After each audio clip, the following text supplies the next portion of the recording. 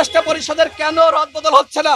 এই অযোগ্য স্বরাষ্ট্র উপদেষ্টার মাধ্যমে কোনোভাবেই আইন শৃঙ্খলা বাহিনীকে তারা নিয়ন্ত্রণ করতে পারবে না এবং আইন শৃঙ্খলা পরিস্থিতি তারা নিয়ন্ত্রণ করতে পারবে না।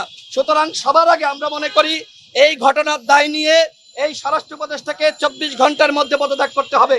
এই স্বরাষ্ট্র উপদেষ্টা তিনি কোনোভাবেই আমাদের নিরাপত্তা দিতে পারছেন না। আরেকটি বিষয় বলে আমি শেষ করব।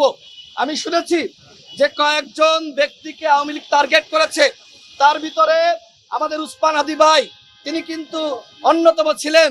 আজকে উসমান হাদি ভাই কুমাই রয়েছে, তিনি আমাদের মাঝে ফিরে আসবেন কিনা আমরা কেউ জানি না। আগামীকাল হয়তো আমার পালা, আপনার পালা। এই সরকার যদি আমাদের নিরাপত্তা না দিতে পারে তাহলে আমরা কিভাবে গণসংযোগ করব, কিভাবে নির্বাচন করব?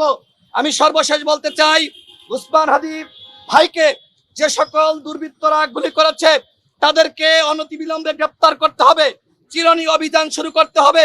আজকে আওয়ামী লীগকে আপনারা ধরছেন না, বরং আমরা দেখেছি আওয়ামী লীগের দুর্বৃত্তরা তারা কিন্তু জামিন পেয়েছে।